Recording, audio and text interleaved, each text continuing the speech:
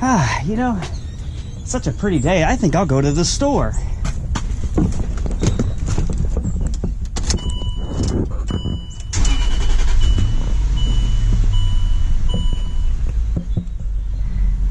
Out of gas? But I just filled up. Wait a minute. I'm not out of gas. Crap. So I'm here in my 2008 Discovery LR3, and apparently I've had the fuel sending units go out, which is, when you Google it, apparently another very common problem with this vehicle. We have a few of these. So, time to get fixing. So the problem is your fuel sending units. Inside your fuel tank are two, count them, two fuel senders, which tell the computer where your fuel level is sitting, and it calculates things based on, you know, if you're at an angle, there's more in the front, less in the back, whatever. So it's smart. So if that figures that out until one of them breaks. Now you can take the whole thing apart and actually bench test and see which one is bad and only replace the bad one, or you can just order them both, because you've already got the thing out of fuel, you've got the entire tank removed, you've made this huge mess, you got all these tools and parts and everything else out. So I'm going to go ahead and replace them both. So what I've ordered are two parts. They're from All Makes 4x4. They are made in Czech Republic. They are officially a Kraftstoffsherstellgerber. If you're from Germany, then I'm sure you totally understood what I meant there. But these are the part numbers I got: a WGI 500070 and a similar WGI 500060. So if you're looking online, these are the parts that I'm using, and yeah, you know, we'll see how good or bad they are. So now that we've identified the problem and you've ordered the parts to fix it, and they've come in, and you've got the Land Rover basically out of fuel. It's still running right now, but I only put maybe a quart in it, about a liter for anybody else. But I don't know, I'm going to keep letting it run for a few minutes while I get some more tools ready. I have a set of these plastic ramps, which I never used to be a fan of these plastic ramps, but I started using them when the metal ones you couldn't find them anymore. So they should be fine. Anyway, I have jack stands in the rear, so this should give us plenty of working room to get this sucker removed. It's big. So let's get cracking. So the first thing you're going to have to remove is this heat shield, which keeps the hot exhaust from melting through your fuel tank and setting it on fire. You know, nothing really major, but anyway. So you're going to need a 10mm socket with an extension. You have 3 bolts and 2 of these little rusty clip looking things. So, we'll see how well those work.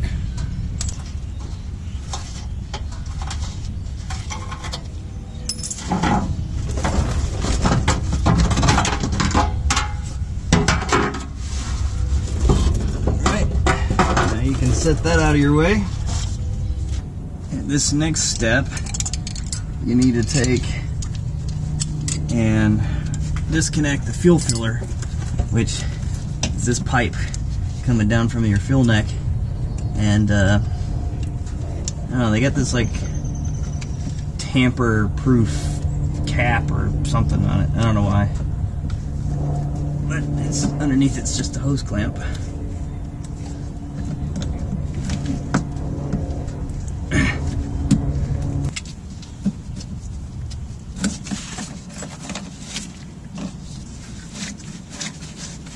Now I'm going to try to knock off as much dirt and stuff as I can right here, just because I want to try to avoid as much contamination as possible once we actually do drop this tank.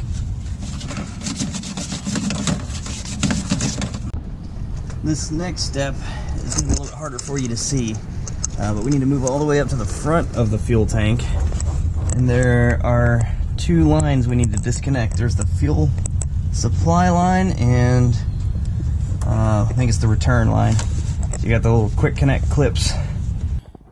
One is your supply line and one is your purge line.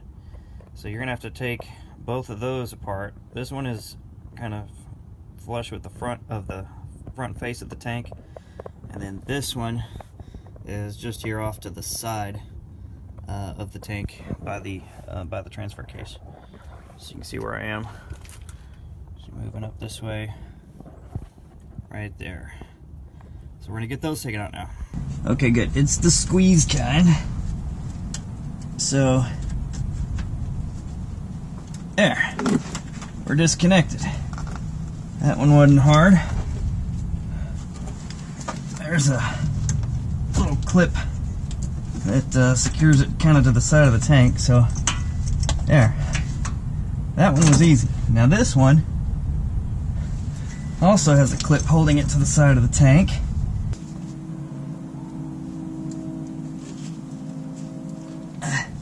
There we go. All right. And there went what fuel I had left. Let me get out of the way. Dribbling fuel.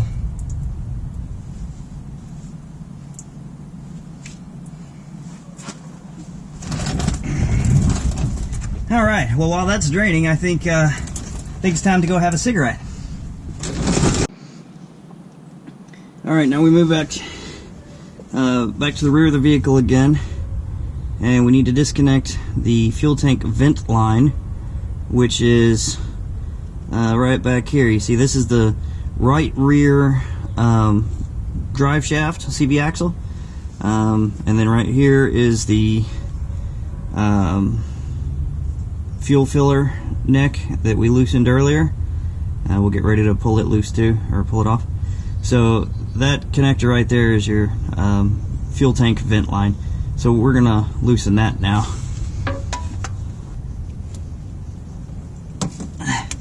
There we go. Okay. So on this one, you have to kind of grab the two sides of this white part, this clip, and then pull it up, and then it comes out like so. So see how it's just a clip? That's what locks it in. So we're gonna set that off to the side, and then now we should be able to just pull it free, like so. Here we go.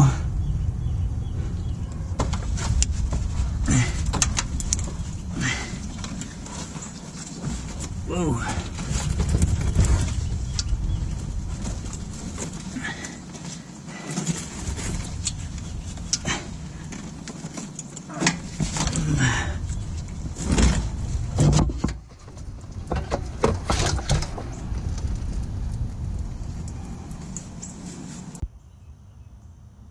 Alright, so now that you have the fuel filler neck, the purge line, and the supply line disconnected, and the vent disconnected, with the heat shield removed, now you've got to undo these clips up here. You got several clips holding, get the flashlight.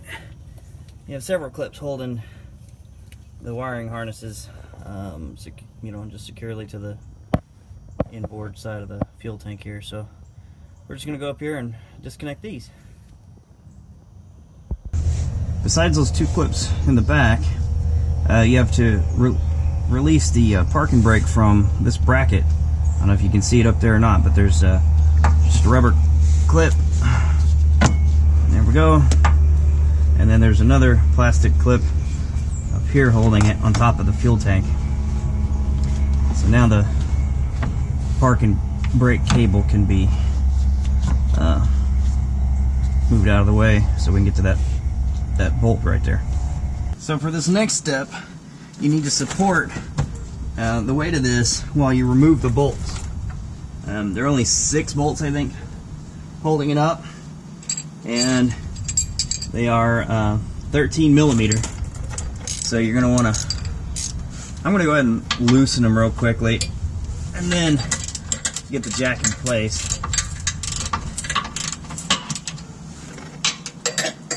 I just want to make sure they're broken free before I have a giant jack in my way.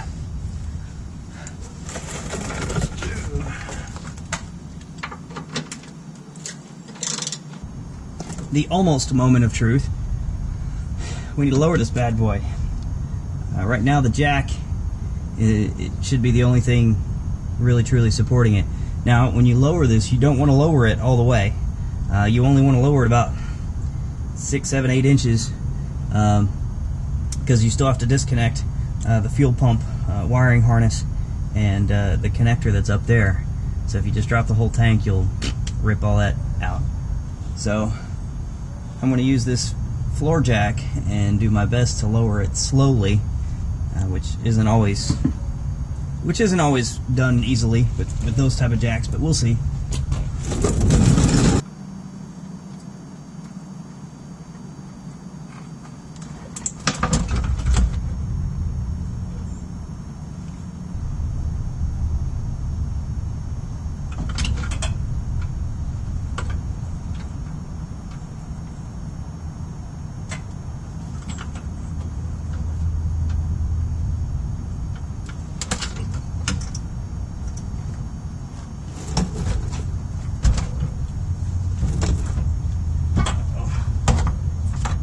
On a fuel line up here and the lip of the tank.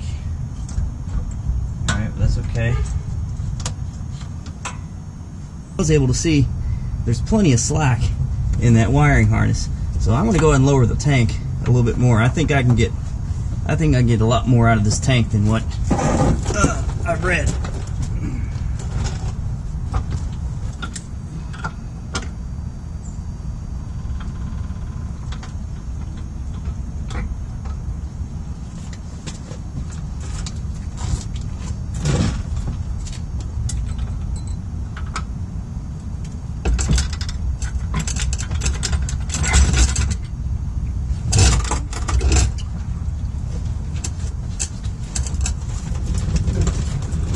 There we go. Yeah, there's way more room than Land Rover says not to lower it more than what, 250 millimeters, like 9 3/4 inches. But wow. All right, I found the source of my problem, and it's not the fuel sending unit. So, ladies and gentlemen, there's the source of my problem. Now, how does something like that happen?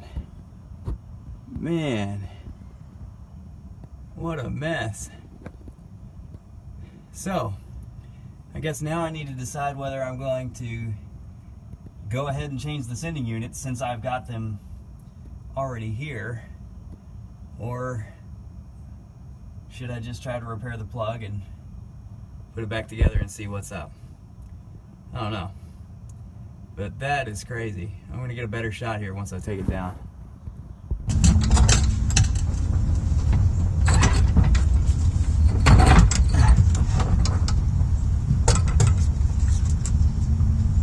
Okay, so,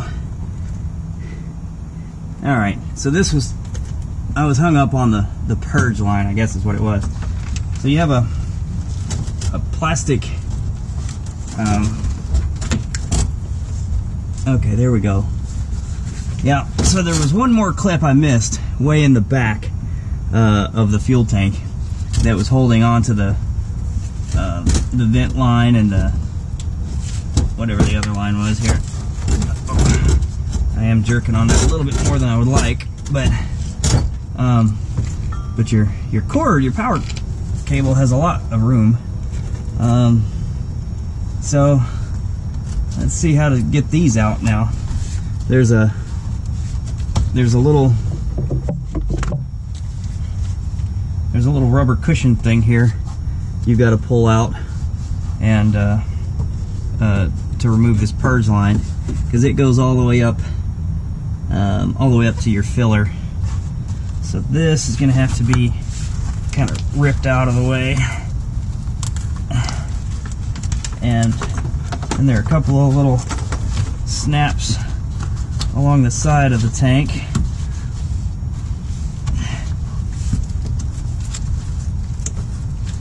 And then there you go. There we go. Then that'll come free. Okay. So we got it moved out of the way. So judging from all this, it would appear something had moved in and was setting up a house.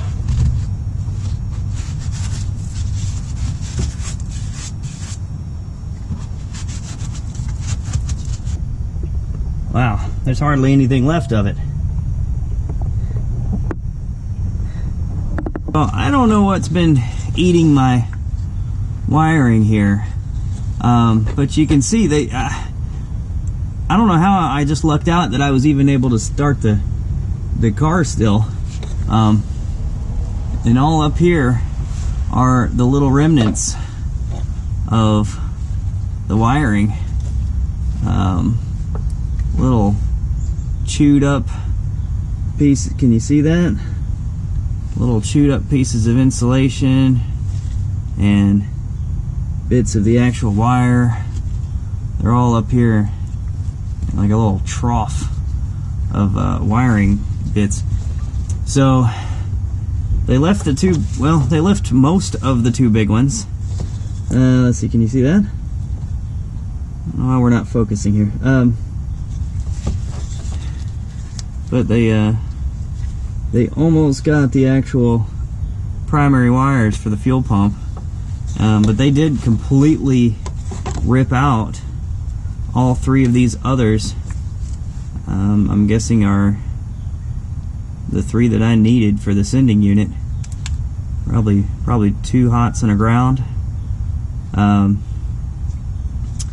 So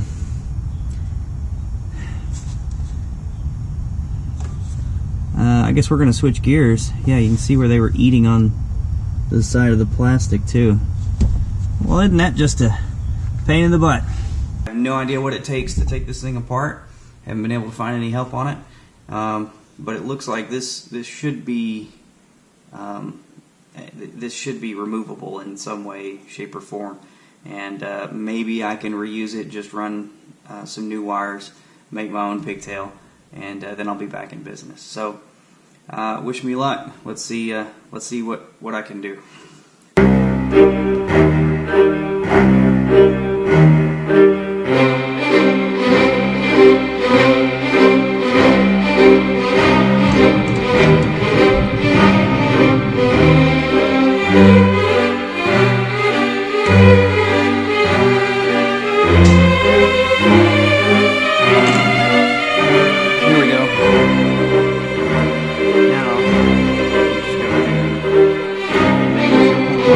These two, and then this little pink dude. Let me find what color I'm going to use for pink instead. Alright, I found a blue to go with the pink. Like blue and pink. Close enough, right? You know. Who has pink wire laying around the house? Hey, sometimes you got to make do. And in this particular case, I couldn't find any other plugs or anything else that would do the job. And I'm really glad that I was able to get it apart and get it put back together. Alright, so now that I have my fancy new plug, which is really the old plug rewired, then I need to connect it to the existing vehicle harness. Now, I'm going to be using these posi lock connectors, and these are pretty cool. I like them a lot better than those little crimp connector style. Alright, good. So now we're just going to electrical tape this up to help protect it. Once back again.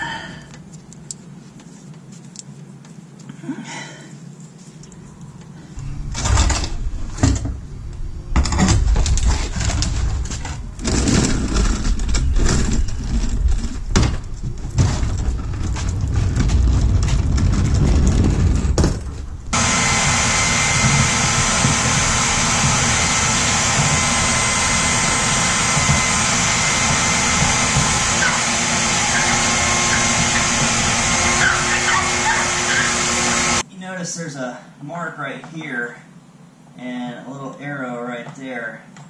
So you want to make sure that when you get ready to put this thing back together, you have it oriented correctly. Okay, I didn't get that all on camera, but this quick connect isn't really that quick. There's like several different squeezy clip things you've got to push in kind of all at the same time to get it out. So it's a little bit annoying, but it came off. So now we're going to take out the hose clamp that holds the fuel pump in. This will give us access to the sending units. I don't know how much you can see in there, but that's what the inside of your tank looks like. I'm trying to do this without damaging the pump itself, because I mean this thing is on there. And I can't get the whole pump out right now because the float is hung up on that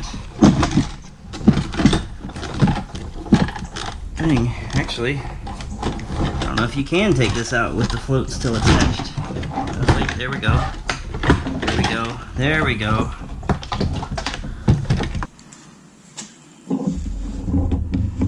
When in doubt, get a bigger screwdriver, right?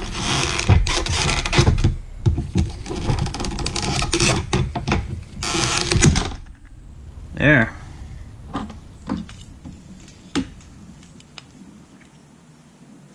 Alright, she broke free. So here's the one I wasn't looking forward to.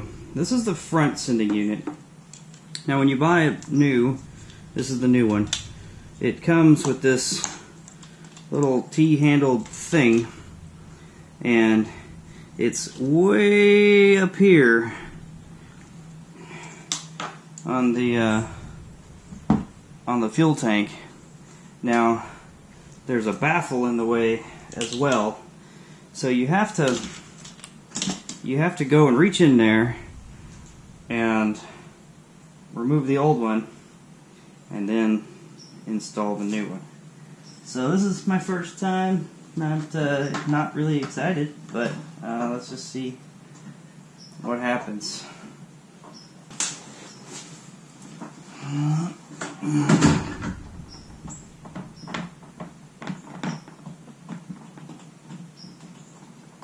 Found it.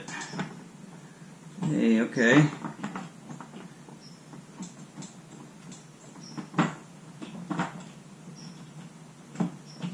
Alright, so there's a track. Alright, so there's a track it will kind of slide on. Uh-oh, but I just dropped it.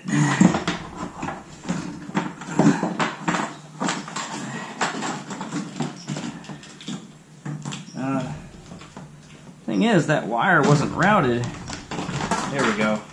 Okay. Well, that wasn't as bad as it was made out to be on online a few places. Of course, that was only half the battle. So let's see if I can get this new one in. Make sure this is all going to work right. Yep. Okay.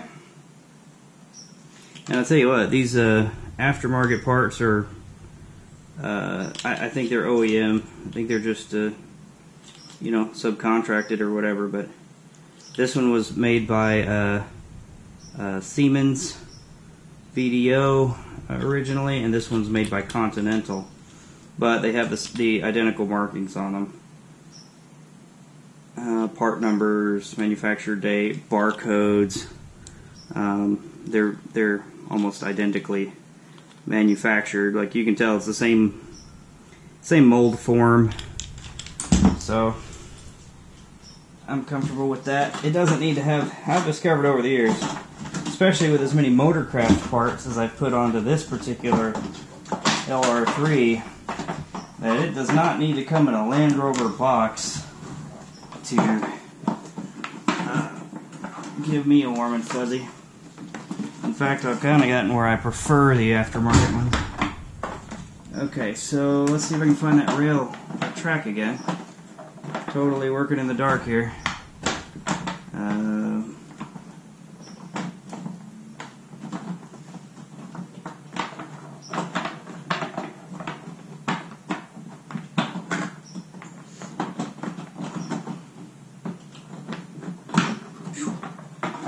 I can't see a thing. Can't tell if I have it or if it's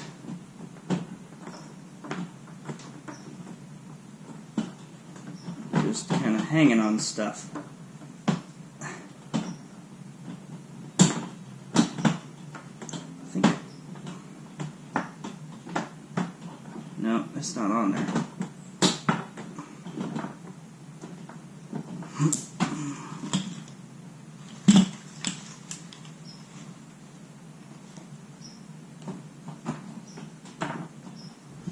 Alright, I think I found it. Okay. Now, if I can just get the wiring back.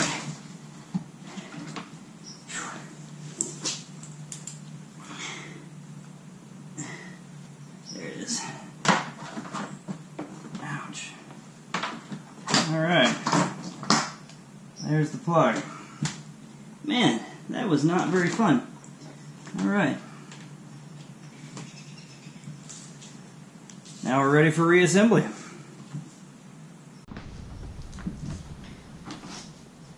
Alright, now that we got the front sending unit replaced, let's go ahead and install this rear unit.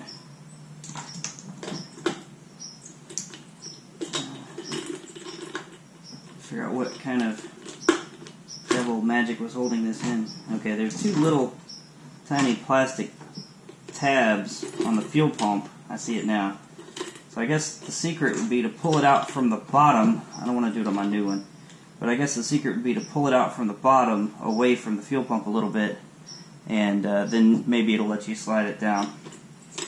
So, alright, so now we're going to reinstall that.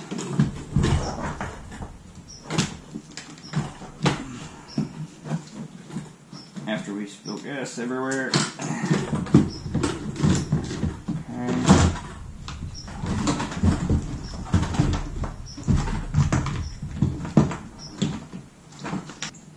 Alright, so now you want to go ahead and get to reassembly. Obviously you want to clean everything up as best you can. I tried, at least on the fuel tank side, to keep it as clean as I could. So, I was worried about the order of these, but in a stroke of intelligent genius, Land Rover's actually made all three of these plugs different, which is pretty smart. So, your fuel pump, your front sending unit, and your rear sending unit, all three plugs are shaped differently. So, you don't have to worry about messing that up. But, I mean, it's still a good idea to keep up with that. Okay. Now, I gave this a little bit of a cleaning earlier, but it also has an orientation.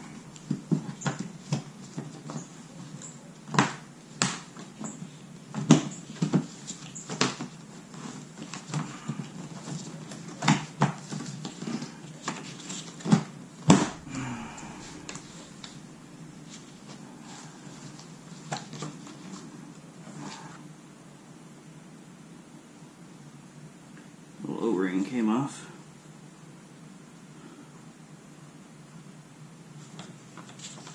So I'm going to get this back in.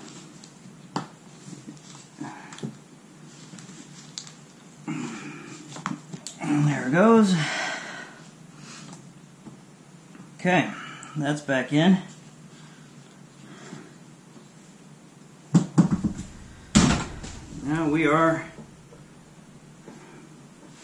Now we're ready to put the gas tank back in the truck. Thanks for watching, guys. I hope you found this video helpful. Just reverse the steps for reassembly and you'll be back on the road in no time.